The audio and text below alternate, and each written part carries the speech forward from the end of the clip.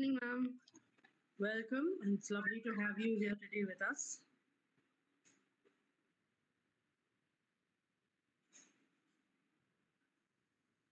Thank you, ma'am. I'm also excited to meet the new batch.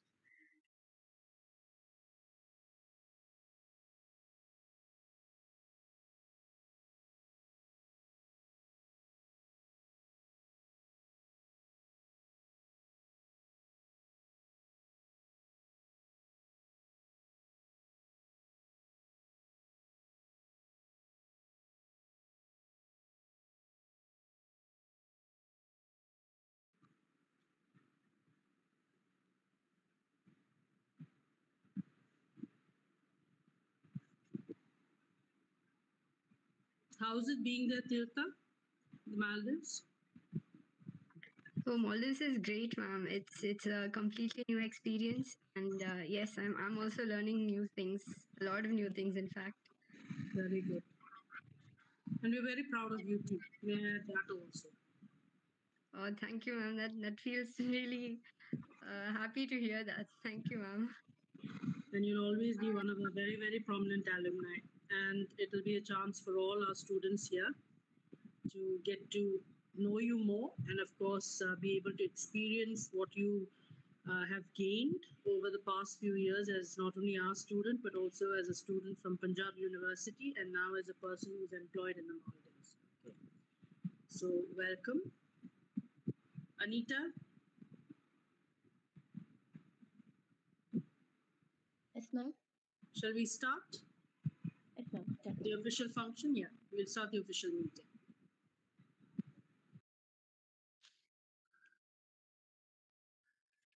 Pleasant morning and welcoming you all to the international webinar Food Safety in Restaurant, hosted by Department of Food Science and Quality Control, BCM College, Kottayam. Let us begin the program seeking the blessings and presence of Lord Almighty, rendered by Amira of 30C.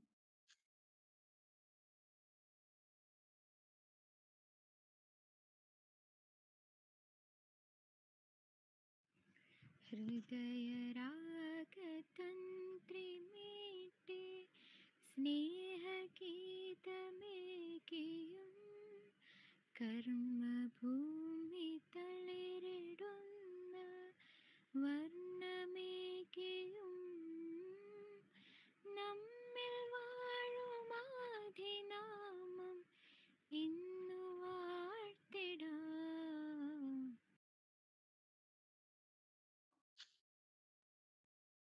Thank you, Amira. Access to sufficient amounts of safe and nutritious food is the key to sustaining life and promoting good health. In this current scenario, our topic for the webinar, Food Safety in Restaurant, is the need of the hour. We have a very prominent person to talk about the topic, Ms. Tita AP. Ms. Tita, an alumni of 2017-20 batch, was the third rank holder and the best outgoing student of the year, was the secretary of the association and currently working as the assistant auditor and trainer at Ensure Private Limited, Maldives. To introduce the resource person and welcome the gathering, I invite Assistant Professor Anju Anacharian, HOD, Department of FSQC. Good morning, dear students, and of course, our very, very eminent resource person for the day. And as I can proudly say, our alumni, Ms. Tirtha AP. A very, very good morning to one and all gathered here today. It gives me immense pleasure to join this webinar and introduce and welcome our very, very prominent alumni who not only shone as an extraordinary and outstanding student while she was in the portals of BCM, but also has gone out to Punjab University, securing excellent grades and now being employed with Ensure at Maldives. During her study in BCM College campus, we still remember Tirtha as a very sprightly, a very energetic, very down-to-earth, extremely brilliant in studies, and at the same time taking up every single opportunity that came her way with a lot of enthusiasm. She not only confined herself to her role as a student of excellence, but also someone who generated the abilities to hold and execute responsibilities to the core. Being a part of the association, she has done immense amount of work where things like live streaming, documentation, magazines, all that which was crafted by Tirtha during her study here and kept as records in the department will prove to each and every student how multitasking and how multi-talented she was. It gives us, the Department of Food Science and Quality Control, as well as BCM College Kottayam, immense pride as well as happiness to know that every student who has left the portals of this institution have made it in one way or another. Tirtha has always been hardworking. She always volunteered to take on additional responsibilities. She was always inclined in academics and extra knowledge. She was a voracious reader. A paper, especially management, where it requires a lot of intense reading, as well as the program in entrepreneurship, the course in entrepreneurship, which requires intense reading.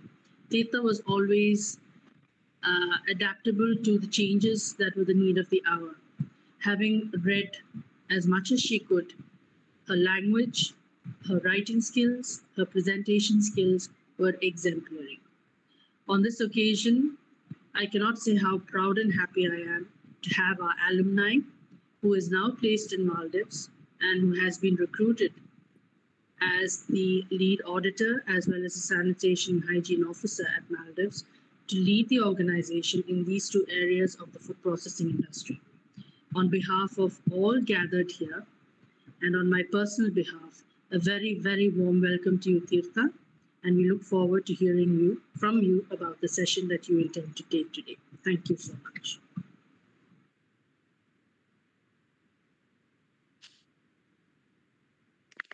Thank you, ma'am. Let's move on to the session. Ma'am, shall we start? Yes, please. And before that, may I add a warm welcome to all those participants here, as well as my colleagues who have joined on the group. Thank you. Shall I start? Yes, please, Tirtha. So first of all, thank you, ma'am, for all those kind words. I feel really happy hearing it from you. Also, I really miss BCM, and I hope that I can visit one day. Also, welcome, hi to the new batch. You are from first DC, I think? All the 3 years, all the 3 years. Oh, wonderful. A few more have to join, a few more have to join yet. Right. Wonderful. So happy to have you here. And I hope I can share whatever I've learned. And I'm also learning, so I'm not an expert at anything. So if you have any questions or something, maybe we can discuss it together at the end of the presentation. So let's start.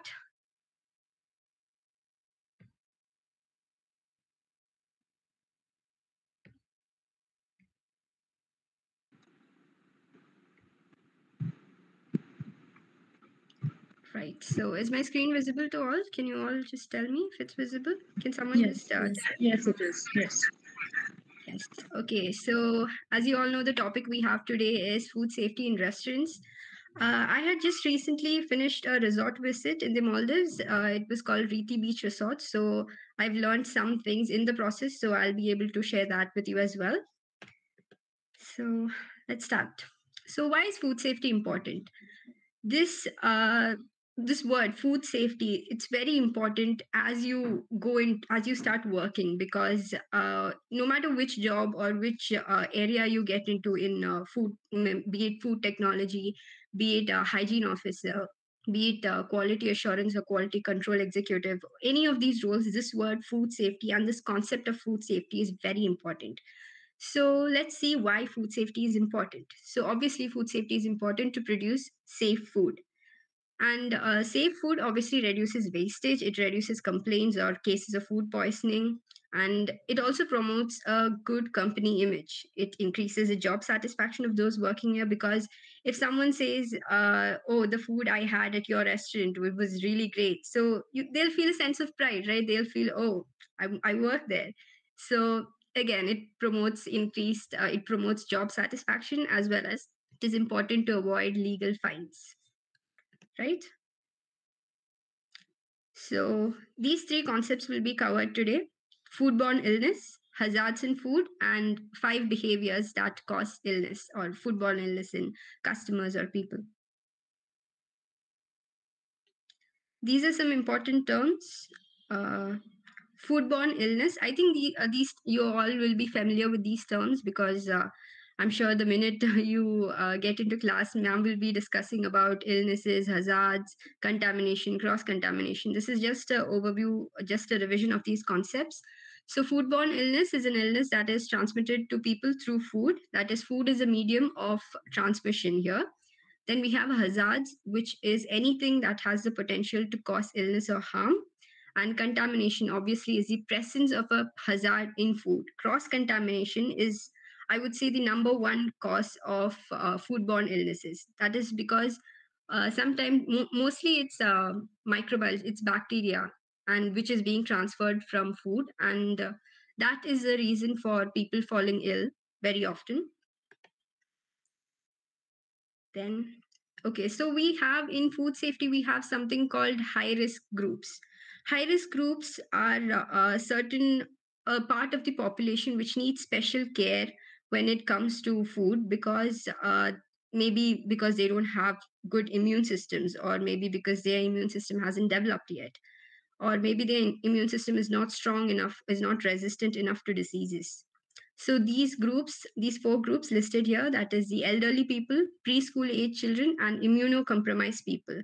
So everything that I'll be telling today are based on FDA guidelines, that is the US regulation agency guidelines. So you might find, if you're doing HACCP, you might find that there are some differences when I'm taking the high risk groups, because HACCP has a little more defined guideline for high risk people. And pregnant women, because again they'll be very sensitive to any allergen or something, which we'll discuss along the way. So hazards to food. So I think you all know that what are the main hazards in food. The physical hazard, we have chemical hazards and microbiological hazards. Physical hazards are anything that you can see and touch and feel. So control measure for a physical hazard is obviously to check the food before you serve it to someone, and also to keep the food covered. So recently when I went on this resort visit, we saw that a lot of the food that was in hot holding cupboards. So before serving to the buffet, they have to ensure that the food has reached a certain temperature, because then it'll be kept outside, right? So it's very important that this food be covered. We found that many outlets did not keep the food covered because it was going for immediate serving. So it's again very important to keep the food covered. Then we have chemical contamination, which is a chemical hazard or which causes chemical contamination. This is caused by cleaning chemicals, lubricants, polishes, anything that's used to clean the equipment, clean the floors. We have also noted that in some cases, people store sanitizers together with the food that is going to be served, because it's just for easy access. They just need to press the sanitizer and then serve the food. But it's not right to keep the sanitizer right next to the food. Again, the reason is because maybe you used a lot of sanitizer and the food is not kept covered. So when you hold the food, there's a chance that the sanitizer might come in contact with the food and then be served to the customer. So the control measures are again to keep it separately, to label all the chemicals, and to not store it with food. Then microbiological hazards. These are the main villains of food poisoning cases or food illness outbreaks. So there's a slight difference between foodborne illness or food poisoning and outbreaks. Outbreaks are when not just one, the company does not receive just one complaint. Many customers, they complain of having the same symptom. That is when we call something as an outbreak, right? So microbiological, again, it's bacteria, virus, fungi, parasites, and these are called pathogens. Again, it's a very familiar term for us. And how to control it? The only way to control microbiological hazard is with time and temperature control, which again we'll discuss as we go along the way. So how does food become unsafe? So first one is purchasing food from unsafe sources. obviously, if they are, it is important that the companies have approved suppliers, because if the food that you receive is contaminated, there's no other way that you can know or maybe reduce that contamination. So purchasing food from approved suppliers is extremely important. So these companies often go on supplier audits. They give certain consultancies the work of auditing the suppliers, so that they know the supplier follows HACCP guidelines. And then poor personal hygiene. This is the number one cause of foodborne illnesses in restaurants and catering environments, because this constant operation, right? There's always customers coming. You have to keep serving food, so you can't really take care of your personal hygiene. Sometimes you might not wear your hair nets, which will cause hair to fall in the food, and sometimes you may not wear your gloves when you're cutting raw poultry or high risk food items. Then there's cross contamination. Again, now you can see in the picture there's lettuce and chicken being cut on the same chopping board. Now, chicken contains significantly a higher amount of pathogens because it's a highly nutritious food. So, and there are different types of bacteria that reside in chicken. When you're cutting it with lettuce, now the problem here is lettuce is a ready to eat food. You're not cooking the lettuce. You're just serving it you're just serving it in a salad to the customer. So there's no way that you can reduce the number of pathogens, or you can kill the bacteria that's there from the chicken, that has transferred from the chicken. But the chicken, on the other hand, you'll be cooking it. So it's a little more safer. So it's important that you separate, that companies make sure that they have color coding. Like I said, in the resort that I went, they have color coding, as in they use blue chopping board and knife to cut seafood. They use yellow to cut poultry items, and the same color knife and chopping board. This is just to prevent cross contamination, right? Next, the time temperature abuse. Now you can see in the photo, you can see that it's a potato salad and it's stored at 50 degrees Celsius. So it's always recommended that cold food be stored at temperatures below 5, and hot food be stored at temperatures above 57. And I'll tell you why.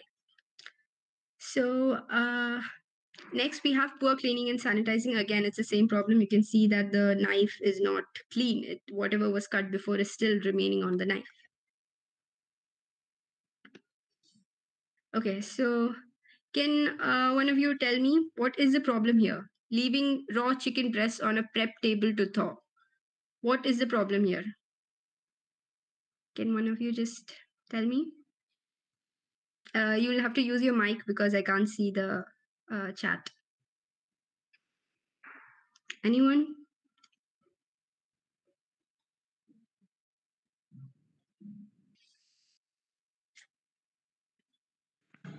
Will someone please answer?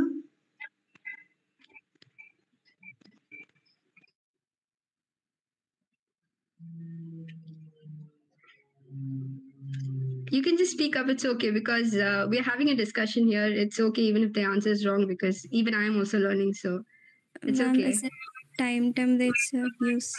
Yes, exactly. It's time temperature abuse, because there's no way that you can control the temperature or the time when it's out in the open, right?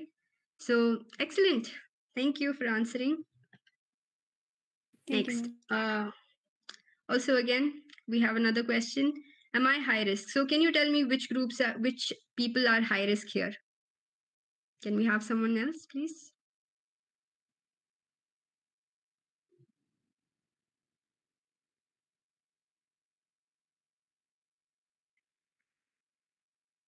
Ma'am, I think all of them are high risk. Uh, Not all of them are high risk. Okay, why would you say all of them are high risk? I'm just curious, just to know. Because the chain smoker and the overweight people, they're actually people with compromised health.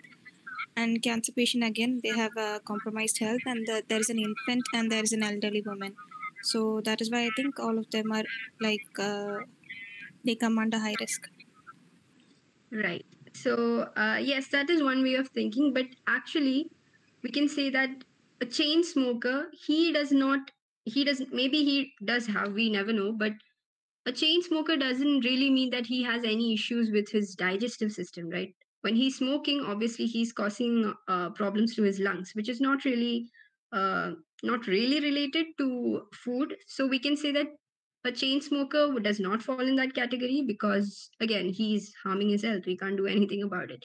But in the other three cases, that is Betsy, Andre, and Claire, they didn't have a choice. As in, she's an elderly woman. It wasn't her choice to become old.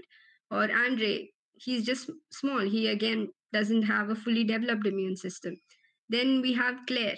Again, it was not in her control, cancer. And then Mary and Jane. Again, this may be due to hormonal issues or something like that, but we can't say that she has a compromised immune system. So the right answer is Betsy, Andre, and Claire. But yes, I completely understand the reasoning you gave, and this is why it's not John and Mary and Jane are not falling in that category. But anyway, good try. Thank you. Next, let's talk about the conditions that bacteria needs to grow. So the conditions we very dearly call them fat tom, which is food, acidity, temperature, time, oxygen, and moisture. So I think this is again covered in your syllabus. I mean, I've been taught this 100 times, so I'm sure you'll know this as well. Food bacteria will grow very well in food that has protein. Then acidity, when we store food in highly acidic conditions, bacteria cannot grow. Although some bacteria does grow, but in highly acidic conditions, we can say that bacterial growth is not promoted, right? And temperature, time, like I said, I've been explaining that temperature and time are very important. These are the two control measures with which we can reduce the number of bacteria in food. Then we have oxygen and moisture. So why do we say that don't leave food out in the open? It's one, because there is no control of the moisture, there's no control of the oxygen. So bacteria can just multiply very rapidly in these conditions when these conditions are ideal. So it's important to keep food covered. It's important to reduce moisture, which is why dehydration of food is carried out. And you can find that there is significantly lesser number of bacteria in dehydrated foods. Right. So now we're going to a very important topic, that is good personal hygiene. It's very generic, but it's also very important because, again, when we did the audit, we saw that many people had long nails, they weren't washing their hands properly. I expect everyone to know the correct hand washing procedures now because of COVID and everything. We've been hearing about it a lot, and hopefully, we've been practicing it as well. Right? So, good hygiene practices. There are three main hygiene practices that need to be followed in catering or restaurants. That is hand washing, hand care, and clothing. So let's get into the first one, that is hand washing. So how do you do hand washing? First step is obviously to wet your hand. Second is to take soap. So when you wet your hand, it's important that according to the USDA guidelines, it is that the temperature of the water should be 38 degrees Celsius. So this is the ideal temperature for water when you're hand washing. So use the water to wet your hand, take soap, then scrub. Now, scrubbing itself should take 10 to 15 minutes. You're not supposed to just do this and then, yeah, just wash. No. You have to make sure that you clean between your fingers, that you clean your nails, under your nails, because these are all areas where bacteria can nicely rest. Okay. So, again, your wrists, all these are important. Then, again, rinse your hand and then use the tissue or the paper towels provided to dry your hands. Or you can also have an air dryer, whichever option is convenient. Now, what is important or what we observed is that many people, after washing your hand, after everything's done using the paper towel, you throw the paper towel, and then the faucet is kept on, right? So, what they do, they use the cleaned hand, the sanitized everything, the clean hand which they just washed now, they use it to close the faucet, which is wrong because you're again transferring my bacteria from the faucets. So many people will use the sink, right? So not every one of them would use a towel to close the faucet. So it's important. Sorry. So it's important that you turn off the faucet using a paper towel. Also, while using restrooms, it's important to carry a paper towel or a tissue paper to use the to open the door when you're on your way out. So let's see. What must a stocked hand washing station have? Can you tell me which ones are the right ones? We just covered it now.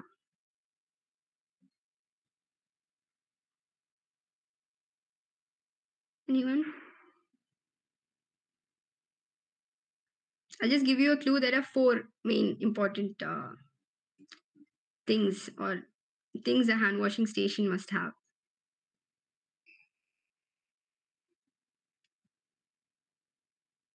Anyone? Come on.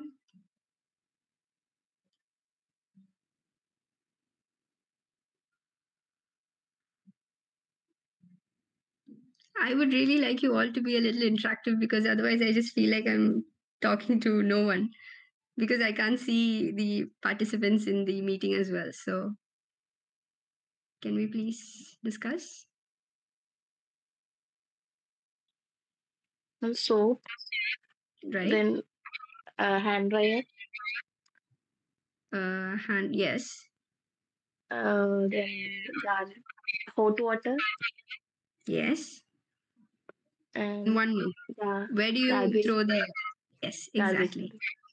Garbage container. Yes, very good. So these are the four things that we need: soap, we need paper towels, we need hot and cold running water, and a garbage container to dispose the single use paper towels. Some people also recently I just gave this presentation to a couple of chefs, and some people also recommended that they needed hand lotion. So hand lotion is for moisturizing, and it's not really important in food safety. You don't need it because you know don't moisturize your hands; it's still be clean. Right. So next, I'm sorry, some of the pictures are not clear. I don't know why. Okay. So when should you hand wash?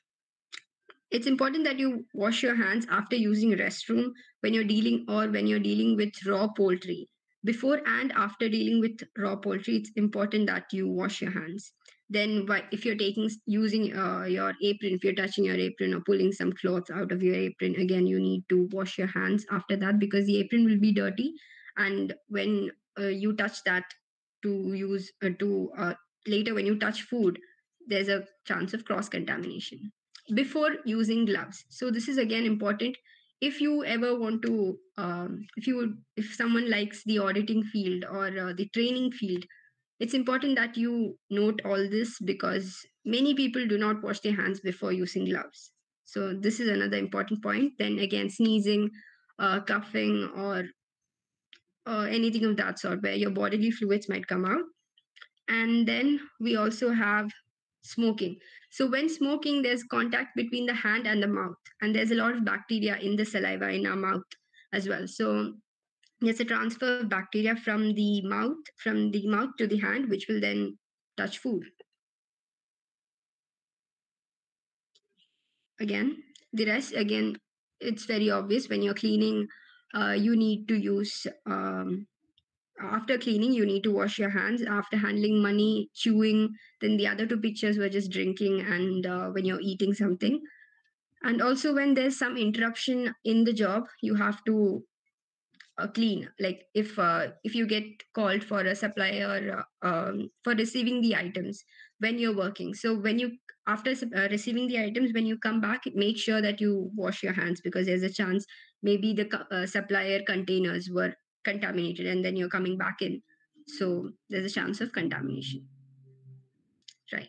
So where should you wash your hands? Do not wash hands in the preparation sink because in the preparation sink we'll be washing unsanitized vegetables, unsanitized poultry, and everything that'll be dirty, right? In the preparation sink. So there's always no matter where you visit, you'll always find a hand washing sink with all the four things that we said: hot and cold running water, soap, garbage containers, and single use paper towels. So there will always be a designated washing sink for hand washing. Okay, now again another question. What did Bill do wrong? So in the first one, he wets his hands with running water. Is there anything wrong in that?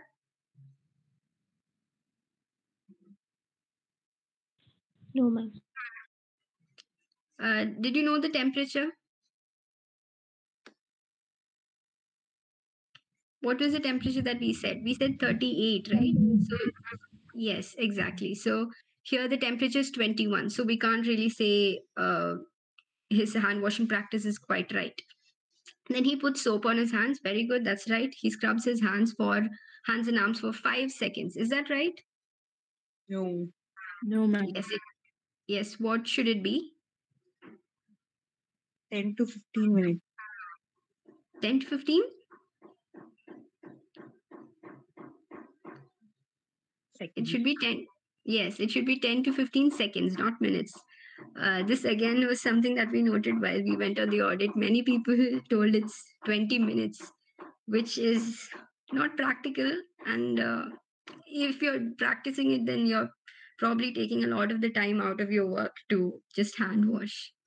So it's again 10 to 15 seconds. You have to scrub your hands and your fingers very thoroughly. And then Bill rinses thoroughly under running water, which is again right. And he dries his hands on his apron. Is that right? No, ma'am. Yes. What did we say we have to use to dry hands? Hair dryer, hand dryer. Yes. I know these are very simple, but this is something you will notice when you go for audits, or if someone's interested in the auditing field, just make sure, because it's very easy for chefs. They already have their apron on, so they just use the apron to dry their hands, which is not a right practice. In fact, it is harmful and also renders the whole hand washing procedure futile, right? And also, the total time for hand washing should be minimum 20 seconds, right? In which 10 to 15 seconds you're already scrubbing your hands. Then, use of gloves. It's important that food handlers use single use gloves and not they don't use the same gloves. That is, if they went out and they came back and they're putting on the same gloves again, that's a non-conformity, or it's a wrong practice which you can note out during audits. Then wash your hands before putting on gloves. Like I said before, when you're starting a new task, like you were first dealing with lettuce, and now you are dealing with uh, poultry. So it's always recommended that ready to eat foods be prepared first, so that there's no chance of cross contamination. Like lettuce or any salad items be prepared first, and then the poultry and seafood items be prepared, right? And also make sure that the gloves fit the hands of the food handlers, because many times when the gloves are loose and they're cutting something, there's a chance of the plastic uh, being in the food, which is again a physical hazard, and it's not really allowed. And then you also the gloves should also not be too tight, because then there's a chance of the gloves breaking, and then you're just using gloves for nothing. Then when should the gloves be changed? When they become dirty or torn, obviously, before beginning a different task, like I said. Then before preparing food for a guest with a known food allergy. So in restaurants and resorts, you'll often see waiters asking guests if they have a certain kind of allergy, if they're allergic to such food. Also, this resort which I went, they had a very good practice of listing down all the allergens, and even on the foods in the buffet, even on the foods, they also had a card saying that this food contains these allergens. So that's a very good practice. So it's important that they change gloves and wash their hands before preparing food for a guest with a food allergy. Then also while handling raw meat, seafood, like I said, and also after an interruption, when you're taking a phone call, your phone has a lot of bacteria, and then you're coming back to work like just like that. No, that's not allowed. Next is hand care.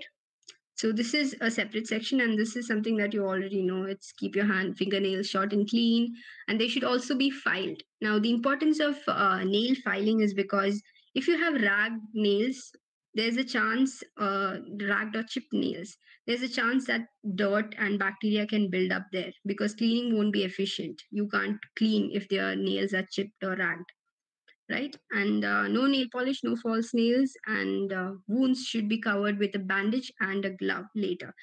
If you're just putting a bandage around it and then you continue to work, there's a chance of the bandage fibers or maybe pieces of the bandage to fall into the food.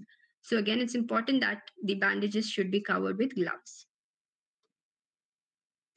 Next, we'll be talking about work attire. These are again things that you all know. I'm sorry, the image is a little blurry. Okay, I'll just let you know. Again, they need hair nets, obviously, because otherwise the hair will fall into food. And people with having facial hair, that is beards, they should also keep a beard restraint. Then the apron should be clean without pockets, so that they can't store any cloth items in there. Shoes should be fully covered. Open-toed footwear is not allowed in food industries, and also it is recommended that the footwear be anti-slip, because often the food preparation area is the floors are found to have contain a lot of water if the drainage is not proper. Even if the drainage is proper, it's wet, and to avoid any accidents, it's recommended that anti-slip footwear be used. Then always wear clean clothing and remove jewelry from hands and arms. No jewelry is allowed. But according to the USDA, they allow a plain metal band ring, like without carvings, without anything, just a plain metal band ring. But I think in HACCP, HACCP, it's not allowed. Nothing is allowed. You can't wear jewelry, no watches, nothing. Right. So is this a safe practice? Also, tell me why or why not. So the description is given: the food handler is drinking food in a food handling area. So can you tell me if this is allowed or not?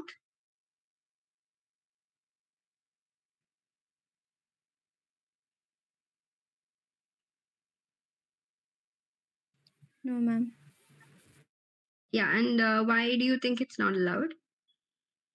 Maybe because the what he's drinking may spill into the food that is being cooked and may contaminate the food. Yes, exactly. Very good. It's there's a chance of spilling, as well as if he's holding the can with his fingers touching the mouth, there's again transfer of bacteria or pathogens from his mouth to his hand and then later into the food. He's not wearing any gloves either, so then no chewing gum in food prep area. Again, it's to do with the mouth bacteria. No, you should not eat in a service area. The food handlers shouldn't eat. Again, same reason. Then eating in dishwashing area, again, same reason. Bacteria on the from the mouth on the hand and then on the dishes, which will directly be used by the customers.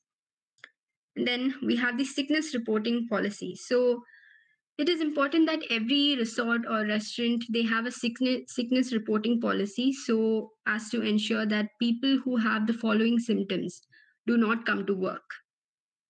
So no vomiting, diarrhea, jaundice, and sore throat with a fever. These four are symptoms of very serious food illnesses. Jaundice, for example, is a symptom of hepatitis A, which is easily transferable to people. It's again a foodborne illness. So it's very possible that people who may be experiencing, employees who may be experiencing these symptoms, it's very important that they do not come to work and they be given a proper amount of time to recover. And they should also, when they come back to work, they should again report to the doctor or whoever's in charge of the sickness reporting policy or the sickness reporting. Sometimes it's the manager, but in some resorts you can see that they have doctors in house, so they directly go and report to the doctor, and the doctor issues a fit to work certificate, after which they can be back in the food preparation area. Then controlling time and temperature. This is very important for those working in the food preparation area or those who are interested in becoming chefs or something. So please take a note. So we have TCS food. We have something called as TCS food. TCS food is time and temperature control for safety. So these foods are high risk foods because they can cause contamination easily, and they're also very sensitive foods. So special care should be taken while preparing such foods. So again, poultry, obviously, poultry, meat, fish, eggs. These four are perishable food items. You all know that. So all these are also highly sensitive foods. Then milk and dairy, again, very nutritious. Baked potatoes, again, it's very starchy, and bacteria can grow easily on such food. Then sprouts, again, very nutritious, very proteinaceous, so bacteria can grow. Heat treated plant based foods, meats, like I said, tofu or soy protein, untreated garlic and oil mixtures, and cut tomatoes, lettuce, and melons. So these three vegetables have been found to be the major cause of certain food illness outbreaks in the US. So these three food items have been told to have been told to be kept under proper time and temperature control. Next, this is a very important concept. So please take note that according to USDA, I think yes, according to USDA, we have the temperature danger zone. It's 5 to 57 degrees Celsius. The reason for this is that between this temperature, it's almost at room temperature. So bacteria can grow rapidly. It's their ideal condition for growth. So it's the danger zone. It's if any food is kept at this temperature, just you have to either control the time. Okay, in some cases, like in buffets, you can see that you can't really have temperature control, even though they have the hot holding or the hot water beneath the food. It's very possible that the temperature is not controlled because customers will be constantly opening the lid to take the food item, so the temperature cannot be controlled. In such foods, it's important that the time be controlled, as in the actual time a hot food can be kept for serving is 4 hours, and if it's kept more than 4 hours, then you have to discard the food, right? So when you're receiving foods, it's important that cold food be received at 5 degrees Celsius or lower, and frozen food at minus 15 degrees Celsius or lower, and hot food at 57 degrees Celsius or higher.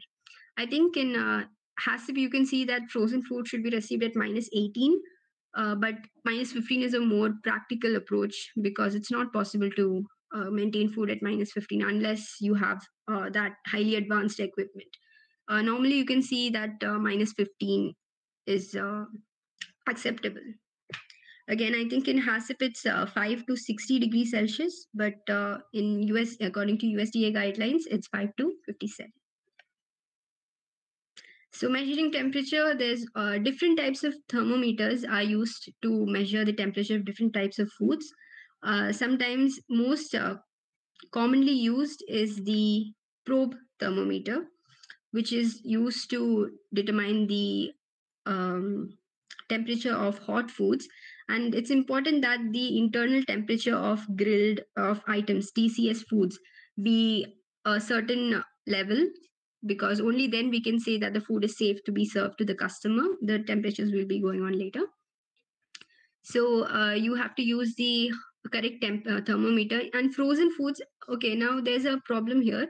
It's that probe thermometer can only be used for hot foods or foods in which you can insert the thermometer. But certain frozen foods, they come in packets and it's not possible to check the temperature. So either you can check the temperature by placing thermometer between two packs, or you can use an infrared or laser thermometer, which is also known as the gun thermometer. So you can just get to know the temperature as such, right? So thermometer should always after use be washed, rinsed, sanitized, air dried, and then calibrated. Thermometer calibration is very easy. It's just you place a thermometer in ice water slurry, and then in hot boiling water, and it should show 0 degrees Celsius when placed in ice, plus or minus 1, and in hot boiling water it should be 100 degrees Celsius plus or minus 1, right? So always put the thermometer in the thickest part, like I said, and that's usually in the center. But some food items may be thicker at one edge and then might be thinning. So it's important that you check the temperature of the food in the thickest part, and always clean after use. Okay, so just a question. It's just what I said. What should you do after using the thermometer? I think there's no need to discuss this because I just told you it's wash, rinse, sanitize, and let it air dry. Okay, so this is again important. I would suggest that you all note this down. It's the temperatures at which you should be storing food. So fresh steak should be at below 5 degrees Celsius, fresh chicken as well, fresh milk, fresh salmon. So poultry, meat, seafood, and dairy products, all these below 5 degrees Celsius. Then live lobsters, that is shelled crustaceans. These can be received and stored at 7 degrees Celsius. Canned soup at room temperature, that is, so room temperature in food industries and storage areas is 16 to 21 degrees Celsius. So canned soup at room temperature, flour again at 16 to 21 degrees Celsius, eggs at 7, and ice cream at minus 12 to minus 14. So cleaning and sanitizing. we're reaching towards the end of the presentation. So cleaning and sanitizing, what is cleaning and what is sanitizing? So there's a clear difference between cleaning and sanitizing. Cleaning means you're removing the visible dirt. That is, it's basically just removing the dirt from the food, whereas sanitizing is reducing the number of bacteria. Again, you're not, by sanitizing, you're not killing the whole bacteria that was on the equipment. You are only reducing the number of pathogens and bacteria. So cleaning and sanitizing, these are two different things. And cleaning is mainly done for non-food contact surfaces like walls, ceilings, floors. Here you only need to clean. But sanitizing should be done for knives, spoons, anything that will touch food, like chopping boards, plates. It's very important that sanitizing be carried out for food contact surfaces and cleaning for non-food contact surfaces. Then handling garbage. This is something that the stewards would do. It's in some cases we have observed that they take the garbage bag or the garbage liner and they place it directly on the food preparation table. Again, there might be a chance that the liner was broken or it tore a little bit, and there's chance of spillage, which may not be visible. It may just be water, but this water has been already contaminated by the other waste that was there in the garbage. So this is one practice that should not be done at all. That is placing the garbage on the food preparation table. Then cleaning the garbage containers next to again this one, cleaning the garbage containers in the food preparation areas, not recommended. Not just not recommended. It is not allowed because there's a chance of contamination. And only this is the correct image in this, because the garbage, food waste, everything is stored separately. It's stored in a big container outside with lid, and it's covered with wall and a gate.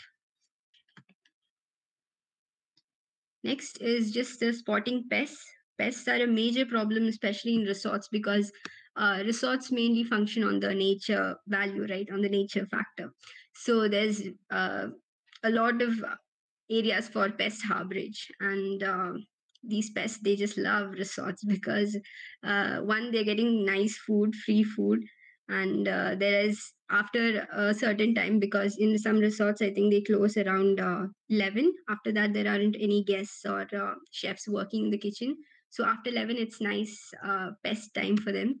They love to be around restaurants at that time. So it's very important that pests be controlled, and any signs of pest harborage or just their droppings. Sometimes you can see their droppings or nests, or sometimes damaged food products, like in the storage areas mainly.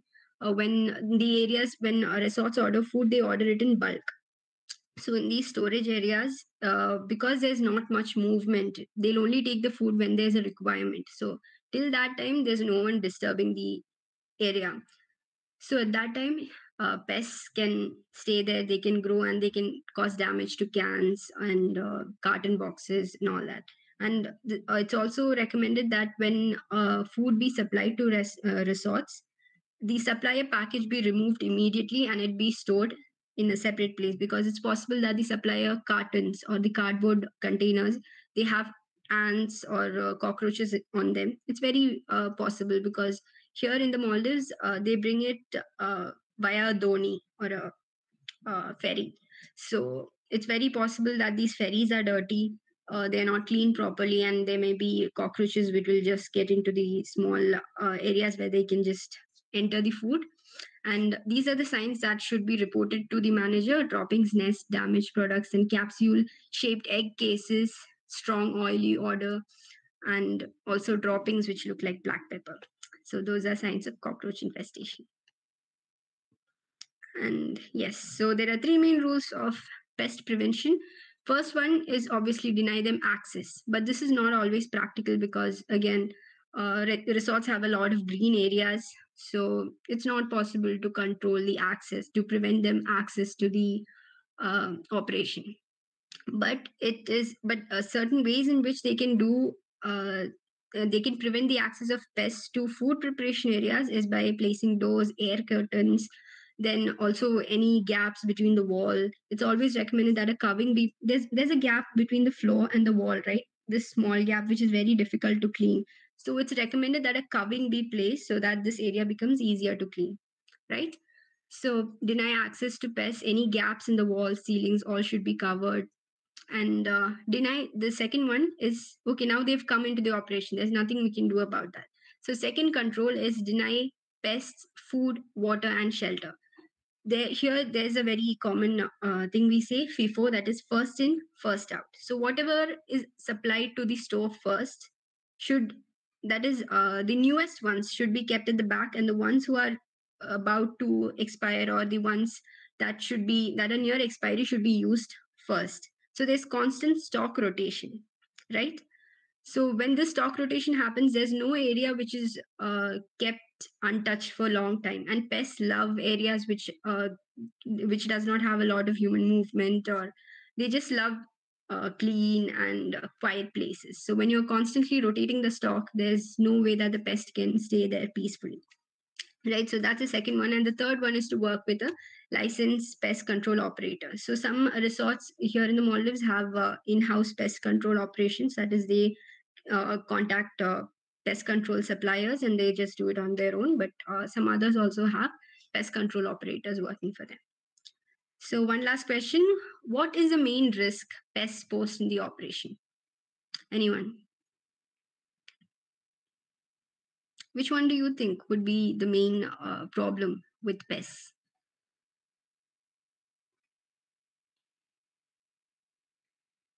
Biological. Yes, exactly. Very good. Biological contamination. This is a very tricky question for some people, because there's also chance of chemical contamination. They like this time in the resort, they told there's chance of chemical contamination too. But chemical contamination, the as per the definition, it just confines it to chemicals alone. Biological contamination is the problem here, because their droppings may have a lot of pathogenic bacteria or viruses which may fall into the food and then contaminate the food as well. So yes, that's all. I hope you all learned something from this presentation. So if you have any questions, any doubts, anything about the job, or about Maldives, or anything, you can ask me now. Thank you for listening.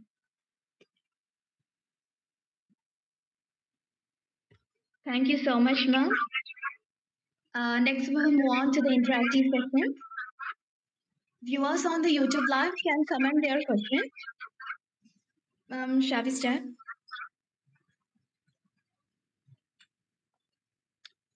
So I haven't connected to the YouTube live. So if there are any questions, can you please let me know? Yes, ma'am.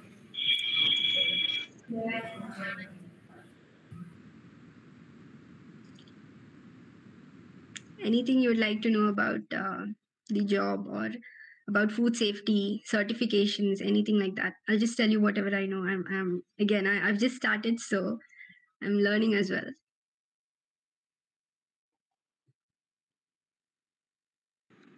Tirtha, if you can just explain to the girls as to exactly what your job description involves.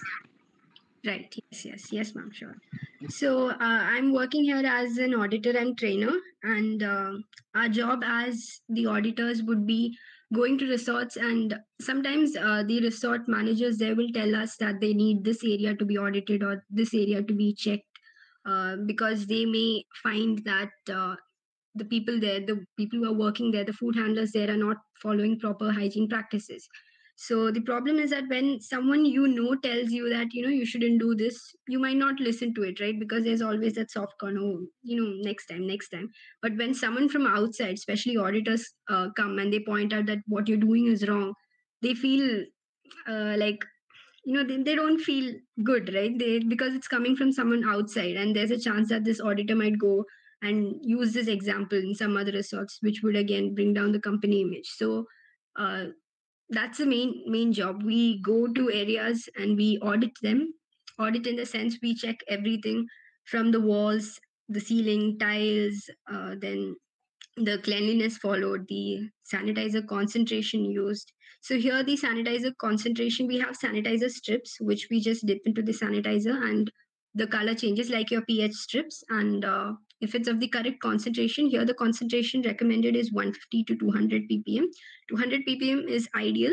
But if it's of higher concentration, then we have to tell them to change the solution, because when it's of higher concentration, the sanitizer has a chance of contaminating the food rather than sanitizing them.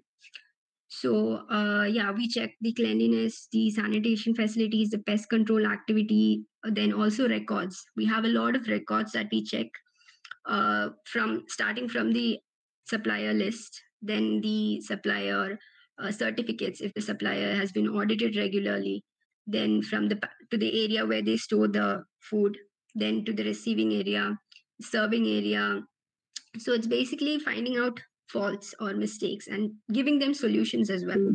So it's it's not only finding faults, it's also giving solutions as well. So that's the job, and training also, certification. And Tirtha, can you also give us tips, because from the time you were there, you know that the food science department has been in charge of the coffee shop as well as the canteen. So we need all these inputs to basically ensure that the canteen management as well as the quality, the coffee shop management go as per the standards of what is needed in terms of providing safe food for the consumers. So, with respect to a canteen and coffee shop, if you can just tell the girls, because we have these small kind of checks which do happen, but if you can just elaborate on the areas that need to be constantly monitored, especially in the canteen as well as in the coffee shop. If you can just explain that, that would also be an input for the girls. Yes, sure, ma'am. Actually, I have to mention this. My first experience of an audit, even though it was a small audit, was obviously from our coffee shops and canteen. So that's how I learned which areas we need to look at, especially the fridge. The fridge is a very important area, especially for auditors, because the first thing when we enter food preparation areas, we check the fridge if the storage hierarchy is right. So I think that was my first experience. And again, here, things I didn't know then were that the walls, tiles, and ceiling, it should be checked, and they should have a cleaning checklist. So the best practice would be maintaining a cleaning checklist as to when and how the cleaning has been done for the walls, floors, and tiles. And another one I would say is the preparation tables. They should sanitize rather than just cleaning the preparation areas. Uh, it's recommended that these areas be sanitized. So that is another important area where you can maybe implement. Then the fridge. Okay, so there's something called as the storage hierarchy, which is the order in which foods should be placed in the fridge. So that can also be checked. It's always the ready to eat foods first, then the meat foods next. If you have dairy, then dairy next, and then meat foods. And some people may be allergic, so if there are allergic customers or allergic students, then it's always recommended that another area be placed for the gluten free, lactose free foods. Other than that, um, coffee shop, yes. The coffee shop, again, cleanliness. You have to make sure that the walls are cleaned, and there are some nooks and corners of the coffee shop that uh, has to be cleaned. I know that there has been a lot of renovation done, so I'm just talking on whatever I saw. Yes, these would be some, and obviously make sure that everyone wears proper clothing, aprons, hairnets, gloves. So, and also while handling money, it should always be that they wear a gloves while handling money, or their hands should be constantly clean, which I understand which would be a little difficult. So using gloves is the best practice. So yes, I think these were my takeaways. Thank you, Tirtha. More questions, students? Ma'am, what differences did you observe about food safety in international restaurants compared to the restaurants in India? Can you repeat? I couldn't get your question, sorry. What differences did you observe about the food safety in international restaurants compared to the restaurants in India? Right. Yes, that's a very good question. I'll tell you that obviously even though we have stricter rules, I think the following of these rules is pretty lenient, I would say, or pretty bad, to be honest, in India. But when it comes to international places, even though the guidelines offer, like I said, um, for example, the freezer temperature, it should actually be minus 18, but they're giving a tolerance level that is of minus 3 degrees Celsius. So 3 degrees Celsius, even if it's less, it's the food is acceptable. So I think rather than having strict guidelines, they have more practical approach here, and which is why I feel like the food safety and hygiene in international restaurants are higher than that in India. Okay, ma'am. Is there any ways through which consumer can identify the quality of food they are having from a restaurant? Quality of food, quality in terms of what, like cleanliness, or in what do you mean by quality here? Like, is it safe to consume? Right, safe to consume. I think consumer wise, I wouldn't say that we have a lot of options. Again, one would be just hearsay. That is, if which we all have, right? Some people just tell us, okay, we went there and we had food from there, and I found a hair, or I found cockroaches in the food. So consumer wise, I do not think there are many ways we can check if the food is safe to consume. Obviously, then there are star ratings, right? Resorts or restaurants have these 5-star, 4-star rating, and also certifications. If your companies are certified, HECCP certified, or if they have Green Globe certification. So all these certifications would help you choose a good restaurant, or just make sure that the food you eat does not cause any harm to you. Thank you, ma'am. Next question. What are the common mistakes made by the restaurant that are against food safety? Common mistakes, you mean? Yes, ma'am. Common mistake, like from my experience, I think one would be not maintaining proper records of what is being done at the restaurant. It is okay, maybe they're following everything according to the guidelines and procedure, but if someone from outside comes and asks you, or if there's just maybe one case of illness or some food poisoning case, if you do not have the records, you cannot prove that you've done everything right. So I think one would be keeping proper documentation. Then second would be sanitizing. We saw that many areas, the equipment, the food contact equipment were cleaned but not sanitized. So sanitizing food contact equipment is again a very important thing, which we saw that there were a lot of non-conformances. Then another area would be, yes, while foods are while equipment is air dried, we found that the equipment which has been sanitized was stacked one on top of other, and there was no proper air drying happening. So if you're stacking wet equipments one on top of the other, there's no way for the water to drain, and that will just result in inefficient sanitization. So yeah, those are small mistakes. And personal hygiene, again, that depends on the resort and or the restaurant. So personal hygiene, yeah, I think managers, it's their responsibility to check that all their employees are in good, proper and good clothing, and they follow proper personal hygiene rules. Thank you, ma'am. Ma'am, as an auditor, what are the hurdles that you face in the restaurants? As sorry. As an auditor, what are the hurdles that you face in the restaurants? Hurdles, yes. One would be one, and the most problematic one is people not admitting that things are wrong when they are wrong.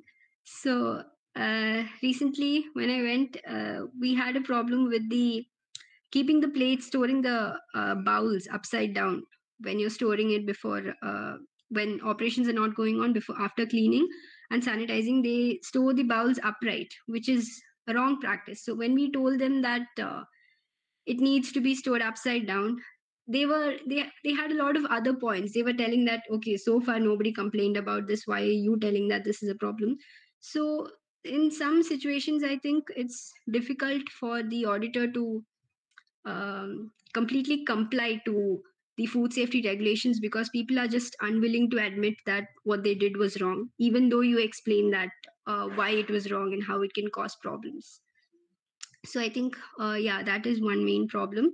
Another one is the management commitment. It's a huge problem because here in our consultancy, what we do is that we take contracts. Like every 3 months, we'll audit this resort. So it's important that the audit reports which we submit, these corrective actions are taken. Some resorts just do not mind the audit report at all. They do not improve, even though we have noted each and every problem and suggested the solutions as well. So management commitment is another problem, I'd say. Thank you so much, ma'am.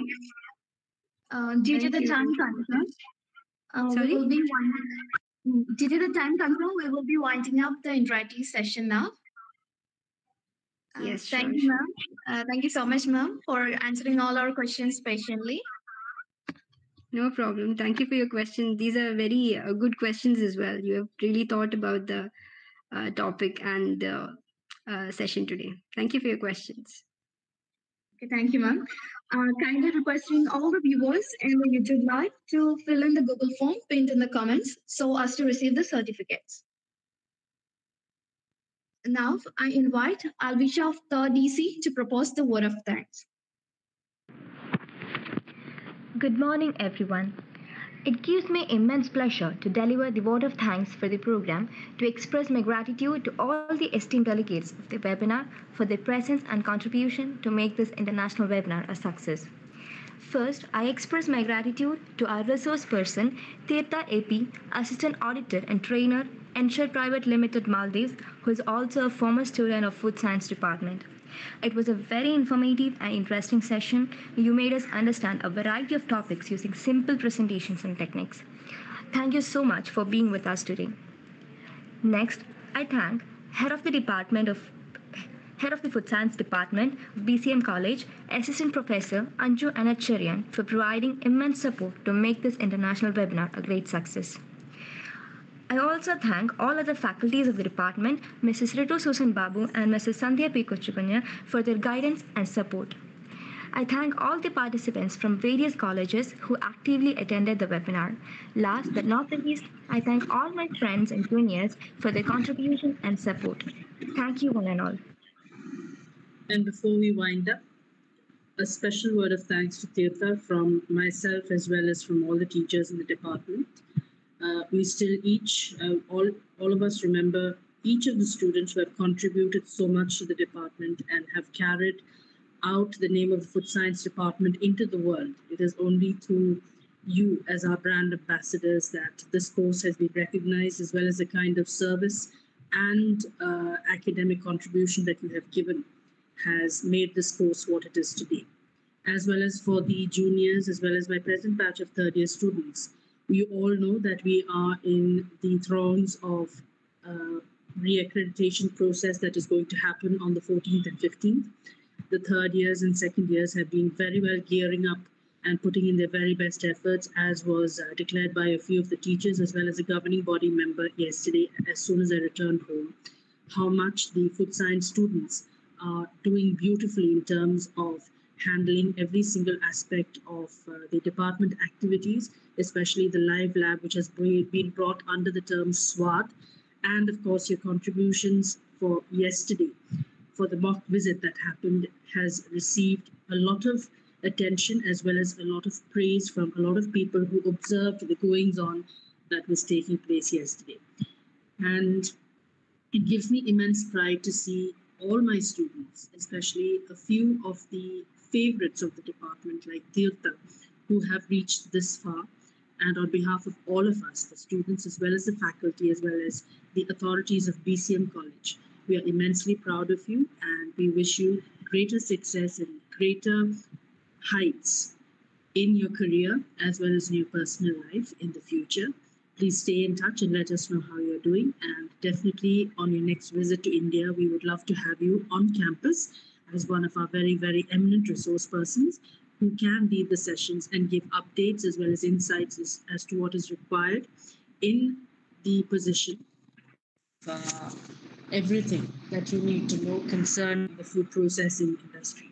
So thank you, Tirtha, and a special word of mention for the girls who took the effort to arrange the seminar, for the live streaming, for the brochure work, for the invitation, everything that was extended, especially by the third years who have been working day and night, especially for the reaccreditation as well as the activities that are happening now.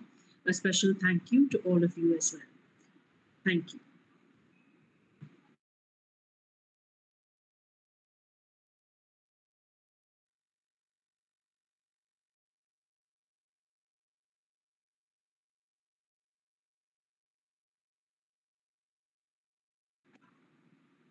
Thank you, Tirtha, and thank you, girls. And I hope to see you, Tirtha, very, very soon. God bless and all the very best in your career. Thank you, ma'am. I hope to come to visit you all soon Yes, as well. you must, I and we will be waiting for you. Just give us a day's notice before you land upon campus. Sure, ma'am. I know that the college doesn't look the same anymore, so I'm excited to see what's new as well. Yes, there's in fact we've shifted the department. The campus is looking absolutely very different from the time you were there. We've got a digital theater. The library has been renovated. The canteen has been renovated. There's landscaping that's happening. The principal's office has been redone with a conference room. There's an additional IQAC room that's going to come. So it's a very massive change that has happened in college, and we would definitely love to have you on campus the moment you touch down in India. So hoping to see you there. My love and regards to your family as well back home. Thank you, ma'am. Thank you. Take care. God bless, and see you soon. Thank you, ma'am. Yes. Also, Yeah. just a word to the students who arranged it. It was very well arranged, and thank you for inviting me. Thank you for agreeing to be with us, Tirtha. And yes, we definitely hope to see you soon on campus. Yes, ma'am. Sure. Bye, ma'am. Bye. Take care and thank you. Yes. Bye. Take care. Thank you. Thank you. Thank you, girls. And see you tomorrow. All geared up for the next mock visit that happens next Saturday. A special word of thanks to all those who arranged today's program. There was a lot of effort from all of you. A few behind the scenes, which I will mention in person during a meeting that is going to happen very, very soon. നിങ്ങളെല്ലാവരും നല്ലപോലെ ഇന്നലെ കാര്യങ്ങൾ വളരെ ഭംഗിയായിട്ട് നീക്കി. അതിന് ഒത്തിരി പേരുടെ അപ്രീസിയേഷനും ഉണ്ട്. ആര് എന്ത് പറഞ്ഞാലും ഇന്ന് രാവിലെ ഒരു മിസ്സിനെ വിളിച്ചു പറഞ്ഞു, ആര് എന്ത് പറഞ്ഞാലും നമ്മളുടെ ലൈവ് ലാബ് നല്ല ഭംഗിയായിട്ട് തന്നെ പോകുന്നുണ്ട്. ഊരുറപ്പിച്ച് ഗവർണിംഗ് ബോഡി അവിടെ ഇന്നലത്തെ IQAC മീറ്റിങ്ങിനകത്ത് പറഞ്ഞു, ഫുഡിന്റെ കാര്യത്തിലും ലൈവ് ലാബിന്റെ കാര്യത്തിലും ഫുഡ് സയൻസുകാരുടെ കാര്യം ഒന്നും നോക്കാനില്ല. കാര്യം അവർ ഇന്ന് കഴിഞ്ഞ ആഴ്ചയും അതിന് മുമ്പത്തെ ആഴ്ചയും ചെയ്തിട്ടുള്ള എല്ലാ കാര്യങ്ങളും വളരെ ഭംഗിയായിട്ട് തന്നെ ചെയ്തിട്ടുണ്ട്. ആ പിള്ളേരാണെങ്കിലും വളരെ അലേർട്ടാണ്. എല്ലാ കാര്യങ്ങളും നോക്കിയും കണ്ടും എല്ലാ ഫ്ലോറിലും 2 മണിക്കൂറോളം ക്ഷമയോടെ നിന്ന് വെള്ളം എത്തിക്കേണ്ടടുത്ത് എത്തിക്കുകയും ഒരു ഫ്ലോ വരാതെ എല്ലാ കാര്യങ്ങളും മുന്നോട്ട് നീക്കുകയും ചെയ്തു. എനിക്ക് കേട്ടപ്പോൾ വളരെ സന്തോഷം തോന്നി. കാര്യം നമ്മൾ ഈ ലൈവ് ലാബ് ഒത്തിരി ആൻസിപ്പേറ്റ് ചെയ്ത് ഈ കോളേജ് നമ്മൾ പ്രതീക്ഷയോടെ നോക്കിയിരിക്കുന്നുണ്ട്. കാര്യം നമ്മളുടെ ഒരു ബെസ്റ്റ് പ്രാക്ടീസും ഡിസ്റ്റിങ്റ്റീവ്നെസ്സും ആണ്. ഇത് വർഷങ്ങളായിട്ട് നമ്മൾ ചെയ്യുന്നതുകൊണ്ട് പിന്നെ അതിൻ്റെ കൂടെ തന്നെ ഇതിൻ്റെ അകത്തൊന്നും തീർത്ത പറഞ്ഞ പോലെ തന്നെ ചെറിയ ഓൺടർപ്രണേഴ്സും അതുപോലെ തന്നെ ഫസ്റ്റ് ഓഡിറ്റ്സും ഒക്കെ നടന്നു പോയിട്ടുള്ള സംഗതികളാണ്, which is help them to a small extent to wherever they have progressed. അതുകൊണ്ട് ഈ ഇത്രയും ദിവസം നമുക്ക് വേണ്ടി ഡിപ്പാർട്ട്മെൻറ്റിനും കോളേജിനും വേണ്ടി കഷ്ടപ്പെട്ട നിങ്ങൾ ഓരോരുത്തരോടും പ്രത്യേകിച്ച് എനിക്ക് എടുത്തു പറയേണ്ട കുറച്ച് പേരുകളുണ്ട്. അനീറ്റ സിബി, അനീറ്റ മേരി, അതുപോലെ തന്നെ ഇന്നലെയൊക്കെയാണേലും പല പിള്ളേരുണ്ടായിരുന്നു, ഗോപിക, രുക്കു, അങ്ങനെ എനിക്കിപ്പം പെട്ടെന്ന് അങ്ങോട്ട് സ്ട്രൈക്ക് ചെയ്യുന്നില്ല. പക്ഷെ എന്നാലും ഇന്നലെ വന്നതും കഴിഞ്ഞ ആഴ്ച വന്ന എല്ലാ പിള്ളേരും, അതുപോലെ തന്നെ ബ്രോഷറും കാര്യങ്ങളും എല്ലാത്തിനും നിങ്ങളെല്ലാവരും നല്ല രീതിയിൽ തന്നെ സഹകരിക്കുന്നുണ്ട്. ഇങ്ങനെ തന്നെ എനർജറ്റിക് ആയിട്ട് നമ്മളെല്ലാവരും മുന്നോട്ട് തന്നെ പോകണം. ഇനി കുറച്ച് ദിവസങ്ങളും കൂടെ ഉള്ളൂ. ഇതിലും നല്ലൊരു ഇംപ്രഷൻ നമ്മുടെ കോളേജിന് നല്ലൊരു ഗ്രേഡ് വാങ്ങിക്കാനായിട്ടും നമ്മളുടെ പെരുമാറ്റവും നമ്മളുടെ വോംത്തും എക്സ്റ്റെൻഡ് ചെയ്ത് വളരെ ഹോസ്പിറ്റബിളായിട്ട് എല്ലാവരെയും ചിരിച്ച് സ്വീകരിക്കാനായിട്ടും നമ്മൾ കോളേജിലോട്ട് വരുമ്പോഴത്തേക്ക് എല്ലാവർക്കും ഹോംലി ഫീലിംഗ്, പ്രത്യേകിച്ച് പുറത്തുനിന്നുള്ളവർക്ക് വരുമ്പോഴത്തേക്ക് ഒരു വൈബ്രൻറ്റ് ക്യാമ്പസ് എന്നുള്ള ഒരു ഫീലിംഗ് നമുക്ക് അത് ചെയ്ത് എടുക്കാനായിട്ട് ഉള്ള ഒരു കഴിവും ഒക്കെ ഇന്നലെ കൊണ്ട് നിങ്ങൾ തെളിയിച്ചിട്ടുണ്ട്. അതുകൊണ്ട് ഇങ്ങനെ തന്നെ മുന്നോട്ട് പോകണം. ഡിപ്പാർട്ട്മെൻറ്റിൽ വിസിറ്റിന് വന്നാൽ പോലും നിങ്ങളുടെ ഒരു എനർജിയും നിങ്ങളുടെ ഒരു എന്തൂസിയാസമും ആ 2-3 ദിവസത്തേക്ക് ഇനി നമുക്ക് വളരെ അത്യാവശ്യമാണ്. ഈ വരുന്ന ശനിയാഴ്ച നമുക്ക് ഏറ്റവും വലിയൊരു മോക്ക് വിസിറ്റ് ആണ് നടക്കാൻ പോകുന്നത്. That is the last mock visit that you will be having. പിന്നെ വരുന്ന 10 ദിവസം അല്ല 8 ദിവസം നമുക്ക് പിയർ ടീം വരുന്നതിൻ്റെ മുമ്പെയുള്ള പ്രിപ്പറേഷൻസ് ആണ്. അതുകൊണ്ട് എല്ലാവരും പ്രാർത്ഥനയിൽ നമ്മുടെ കോളേജിന് വേണ്ടി പ്രാർത്ഥിക്കുക. ഇപ്പം തന്നെ നിങ്ങൾ ഇന്നലെ കുറച്ച് പേര് അറിഞ്ഞാലും ഓരോ വീടുകളിലെ അസുഖങ്ങളും പ്രശ്നങ്ങളുമാണ്. നമ്മുടെ പ്രിൻസിപ്പളിനെ ഓർത്ത് പ്രാർത്ഥിക്കുക. സാറിനാണെങ്കിലും സുഖമില്ല. സാർ ഇന്നലെ ഡോക്ടറെ അടുത്ത് പോയിരിക്കുകയായിരുന്നു. സാർ ഒത്തിരി ടെൻഷൻ അനുഭവിക്കുന്നുണ്ട്. കാര്യം നമ്മുടെ കോളേജിന് ഉള്ള ഗ്രേഡ് വാങ്ങിക്കുക എന്നുള്ളത് നമ്മുടെ ആവശ്യമാണ്, നമ്മുടെ കുഞ്ഞുങ്ങൾക്കും ആവശ്യമാണ്. അതുകൊണ്ട് നിങ്ങൾ നിങ്ങളുടെ ടീച്ചേഴ്സിന് വേണ്ടി പ്രാർത്ഥിക്കുക, ഓരോ ഡിപ്പാർട്ട്മെൻറ്റിനും വേണ്ടി പ്രാർത്ഥിക്കുക. പിന്നെ നമ്മൾ ചെയ്യാനുള്ള ഇത് ഈ വരുന്ന ദിവസങ്ങളിലെല്ലാം വളരെ സ്ട്രെസ്ഫുൾ ആയിരിക്കും. നിങ്ങൾ ഒത്തിരി ഇക്കാര്യത്തിൽ നമ്മളുടെ കൂടെ നിന്ന് നല്ലപോലെ സഹകരിച്ചിട്ടുണ്ട്. And it has only relieved us from a lot of the stress and tension.